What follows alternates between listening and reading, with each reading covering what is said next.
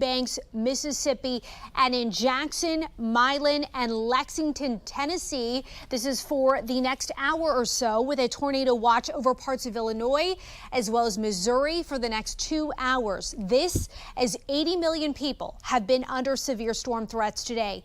The National Weather Service issuing a rare 5 out of 5 high alert right over here in parts of pink. We are talking parts of Arkansas, Mississippi, as well as Tennessee, Kentucky and Missouri as well, Illinois and Indiana. More EF2 and 3 level tornadoes. They are expected tonight, and sustained winds of 65 miles per hour expected in some areas, with the possibility of baseball-sized hail. New video to show you out of Tulsa, Oklahoma, an aerial view right here. Earlier today, at least one tornado touched down several buildings, trees, power lines. Looks like a home there. They were all damaged, but so far, no reports of any injuries. Another tornado was reported in Missouri this afternoon. At least one person injured by a fallen tree. Stay with us as we continue to track this massive weather maker throughout the evening. We'll have coverage for you and live updates both on air starting at 10 p.m. Eastern and online at thenationaldesk.com. April 2nd, 2025 will forever be remembered as the day American industry was reborn, the day America's destiny was reclaimed, and the day that we began to make America wealthy again. President Donald Trump makes his tariff promise official. The 25% auto tariff goes into effect at midnight tonight. Also, the president enacting non-monetary tariffs as high as 49% on other nations. China among these countries with a 34% tariff. And the president following through on his reciprocal tariffs. He says he is being kind, and the costs could have been more severe. We will charge them approximately half of what they are and have been charging us. So the tariffs will be not a full reciprocal. I could have done that, yes, but it would have been tough for a lot of countries who didn't want to do that. Senate Minority Leader Chuck Schumer argues Trump's strategy will raise prices for Americans and cause chaos in the economy. They are a tax on families. They don't like taxes. This is one of the worst taxes they could put in. President Trump says his tariff policies will lead to more domestic manufacturing and investment in the U.S. He also argues other countries should pay for what he describes as years of unfair trade practices. Amazon is making a last-minute bid to purchase TikTok. This announcement comes as President Trump huddles with top advisors at the White House today to weigh the video sharing app's options. TikTok's Chinese parent company, ByteDance, is facing a Saturday deadline to sell the app to a non-Chinese buyer or face a nationwide ban. Other bidders include the founder of OnlyFans and the software company Oracle. Right now, an urgent multi-agency manhunt underway in Hope County, North Carolina. Police say they stumbled upon an improvised explosive device, or IED, while conducting a traffic stop. The suspect, identified right here as Jonathan Oxendine, he is considered armed and dangerous. Authorities say residents need to lock their doors, remain vigilant, and call police right away if they see anything suspicious. A 17-year-old boy from St. Paul, Minnesota, has been charged with 12 felony counts of possession of illegal ghost guns, illegal switch devices, and incendiary materials. The unnamed boy was arrested at his house just 1 block away from an elementary school last Friday. Court records show that police confiscated more than 13 weapons, bulletproof vests, several iPhones, and loose ammunition. He remains in custody, and state attorneys seek to try him as an adult. 2 years after the mass shooting at the Covenant School in Nashville, Tennessee, that left 3 students and 3 teachers dead. Police have closed the case. In their final report, the department says the shooter's main objective was notoriety and had been planning the shooting for 5 years. Nicholas John Roski now expected to plead guilty to attempting to assassinate Justice Brett Kavanaugh in June of 2022. Prior to the decision on the overturning of Roe v. Wade, he was arrested in possession of a gun a knife, and zip ties outside of Kavanaugh's home in Chevy Chase, Maryland. Roski told police he was motivated by the leaked draft opinion of that case. A hearing will be held early next week to formalize the plea. Roski now faces life in prison. The Supreme Court heard arguments today on a case that could have far-reaching impacts on Planned Parenthood and its funding. Justices are weighing whether or not patients can sue states that cut the provider off from Medicaid funding entirely. The National News Desk, Matt Gelka, reports from Washington. We will stand to keep. The steps of the Supreme Court were a familiar battleground, with the fight over abortion rights continuing. Inside, justices heard a case from South Carolina where the state stopped all Medicaid funding from going to Planned Parenthood. It's about health care for women. It's about health care for men who get STD health care. It's about, us taking care of our population. This case isn't about abortion or even politics at all. This is about the standard of care and the fact that Planned Parenthood and abortion lobby is trying to force unwilling taxpayers into funding their bottom line, which is abortion. Federal law already prevents money going towards abortion in most cases, but South Carolina disqualified Planned Parenthood as an approved Medicaid provider, meaning no funds were going to Planned Parenthood, even for the other services it provides, because they are an abortion provider. A patient sued for the right to pick her own doctor through Medicaid rather than pick from a list of providers from the state. There has never been an argument through the long history of this litigation that Planned Parenthood is unqualified, medically, professionally unqualified. It is only that there is something that Planned Parenthood is doing outside of Medicaid that the state wants to disqualify it from the program. Attorneys for the state argued that South Carolina has the right to pick providers, just like a private insurer has a list of doctors that would be in-network. The state decides who the providers are who are qualified, and you get to choose among them. And they decided that Planned Parenthood was unqualified for many reasons, chiefly because they're the nation's largest abortion provider. A potential Supreme Court ruling in favor of South Carolina could pave the way for other states to potentially limit Planned Parenthood's funding. The justices mainly stuck to the Medicaid provision part of the case, but the potential abortion consequences are undeniable. Pro-life groups hope a ruling in their favor can end Planned Parenthood, while the reproductive health group supporters say it will further limit access to care. Reporting in Washington, I'm Matt Gelka.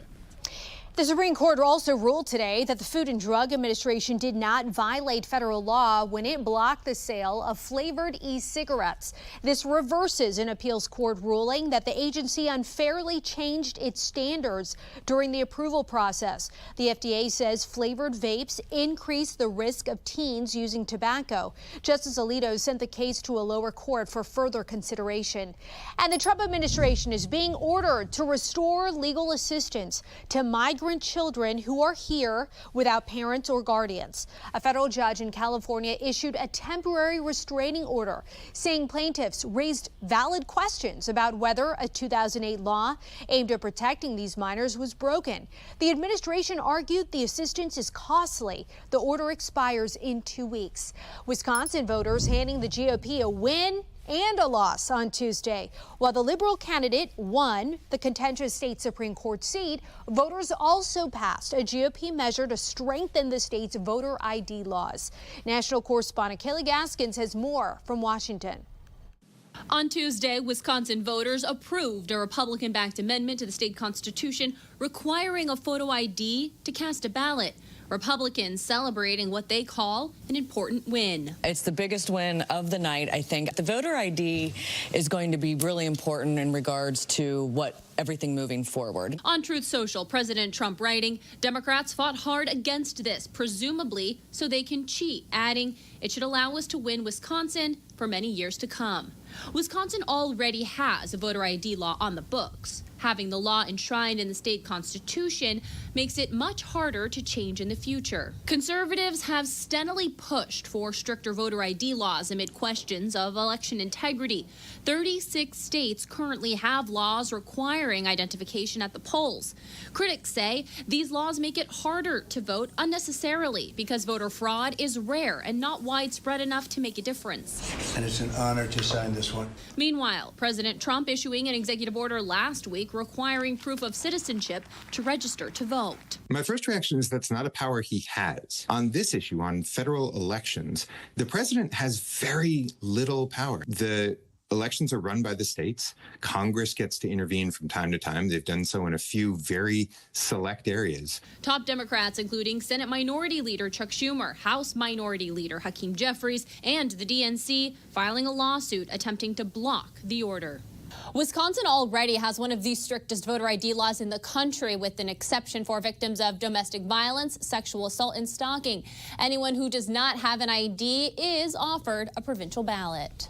Kayla, back to that lawsuit that was brought by top Democrats to block the executive order that you mentioned. What else do we know about what's in that legal action? So the Democrats' complaint singles out the executive order's instructions for the Department of Government Efficiency, DOGE. Per those instructions, DOGE is to assist in a review of state voter rolls using federal data to identify non-citizens. Democrats in this lawsuit are alleging that not only does this violate the Privacy Act, but also it has a lot of room for error and removing legal voters from these voter rolls. Dee Dee. Kayla Gaskins reporting tonight from the Capitol. Thank you. A federal judge in New York dismissed corruption charges against Mayor Eric Adams, but not in the Trump administration's favor. Adams pleaded not guilty in an alleged conspiracy connected to improper payments. Judge Dale Ho dismissed the case with prejudice, meaning the case is dismissed. Actor Val Kilmer has died at age 65 from pneumonia. Kilmer was diagnosed with throat cancer in 2014. He still continued to act and write while battling his disease. Kilmer starred in many iconic 80s and 90s films, including Batman Forever, Top Gun, Tombstone, and The Doors. In 2021, Kilmer told the AP he has no regrets. He has witnessed and experienced miracles. Coming up on the National News Desk, the new investigations against President Trump's efforts to streamline America's education system. Then, the identity of the fourth American soldier who died on a training mission in Lithuania. And later, the new technology helping police better track cars of escaping criminals. We'll be right back.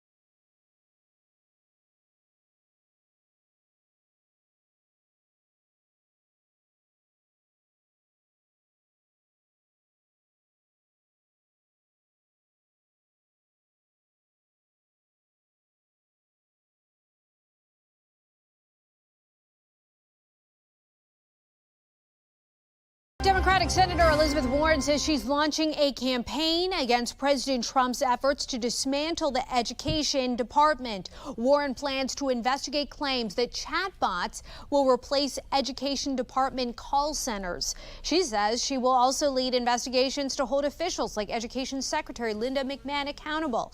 Today, McMahon met with other Democratic lawmakers who were concerned about the downsizing.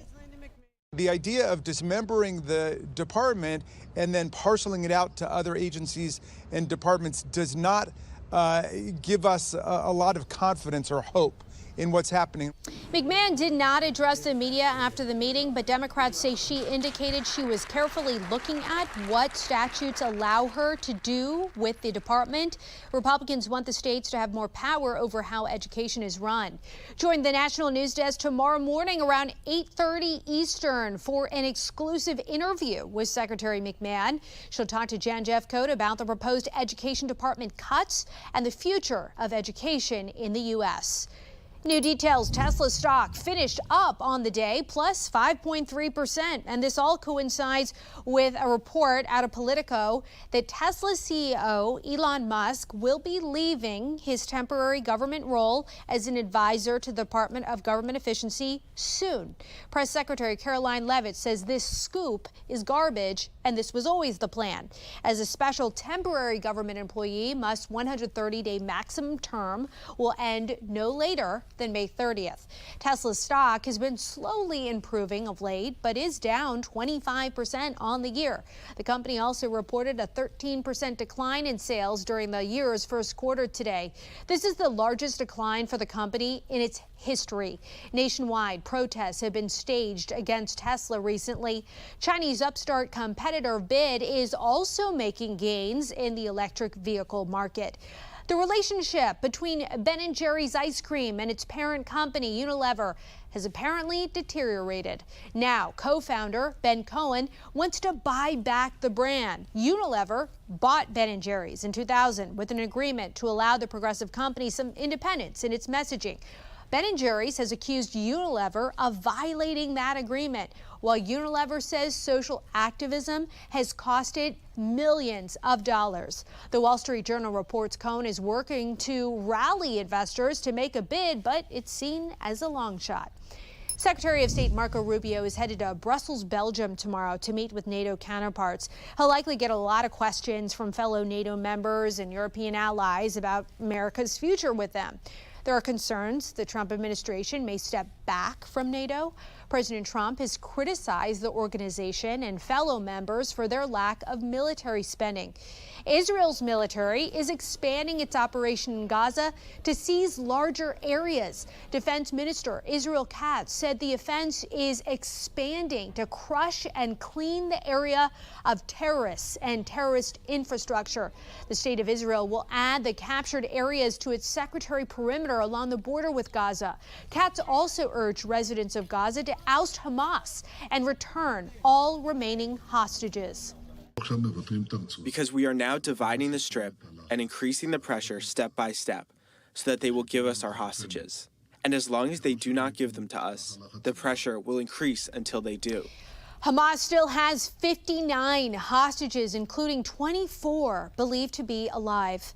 The 4th Army soldier who died during a training mission in Lithuania last week has now been identified as Staff Sergeant Troy Knutson Collins. This 28-year-old from Battle Creek, Michigan, was found yesterday. After the other 3 soldiers were found Monday, they ranged in age from 21 to 25. A dignified departure ceremony for the soldiers will be held tomorrow. Also, the death toll from Friday's devastating earthquake in Myanmar and neighboring Thailand is now over 3,000, according to state television.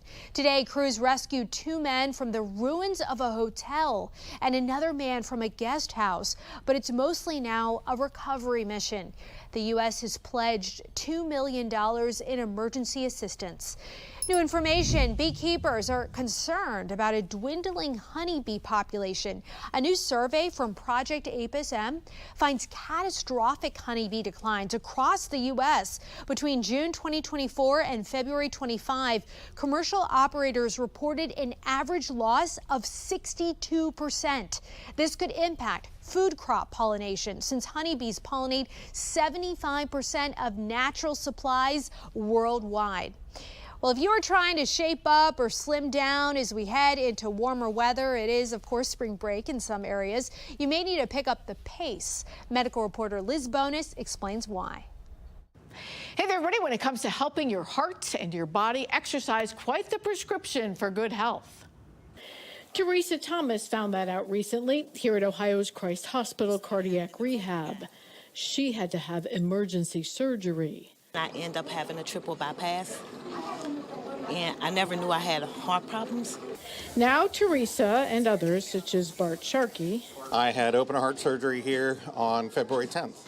Are learning that the secret to not just a long-lasting heart, but a long-lasting life may be to pick up the pace, according to the Journal of the American College of Cardiology. Everyone I've talked to here is just excited they're alive. Is that a common thing? Very much so, yeah. Exercise physiologist Natalie Wennick told me this study found how many steps or how much you walk a day matters, but so does your walking speed. The faster you walk, Obviously, you're going to build up muscle strength, bone density. And all those things contribute to a longer life. In fact, researchers in this study found that walking faster was associated with a reduced risk of death, no matter how many steps you take each day. But don't worry if you can't walk fast. That's same with like walking longer distances as well. You're going to get better benefits for your heart with both. So choose your passion. Faster or longer, with any aerobic exercise clearly helps body and soul. And I do feel a lot stronger already. Get up to 7,000 steps, or about 3 miles a day, and a separate study found the risk of death from heart problems drops 51%. Now, the fitness specialist that we spoke to here said that they are fans of what they call exercise snacks. That means if you're just starting out, take a couple minutes, a couple times a day to just get up and move. With your health news, I'm Liz Bonus reporting. Coming up, the action lawmakers in California have taken to stop biological males from competing in girls' sports. We'll be right back.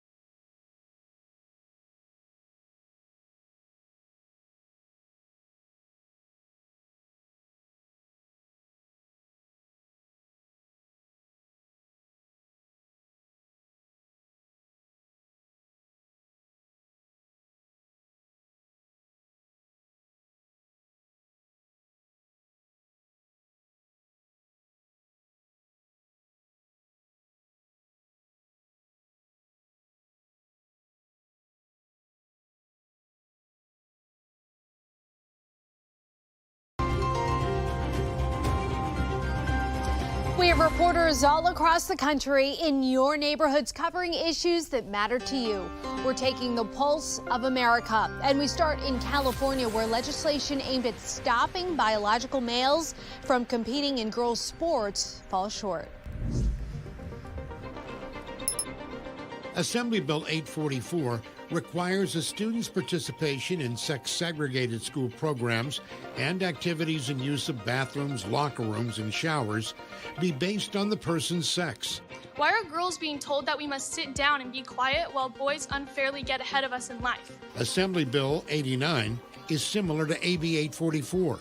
It requires that participation in sex-segregated California school programs, athletic teams, and facility use be based on a student's sex, not gender identity. I'm not going to support a bill that takes rights away from a protected class of people. Gender identity is a protected class here in California. Democrats outnumber Republicans 7-2 on the committee, and both votes went along party lines. According to court documents and sources, last spring, Wilmer Echenique Navarro confessed to killing a man inside this New Hampshire Avenue apartment building because the man looked at him funny. Now, we know the murder charge was dropped because a judge ruled the confession was given under duress and so was inadmissible in court because Navarro claimed he was cold and hungry during 11 hours of questioning. His subsequent release, even though he was a known gang member, a source of frustration for local ICE officials. You're continuing a culture of recidivism. And I think one of the biggest issues I have that I've seen time and time again, specifically in Prince George's County, who has a hard sanctuary policy. That was then ICE Baltimore Field Office Director Matt Elliston testifying in Annapolis, where how to handle or not handle cases like this is front and center in the final days of the General Assembly session.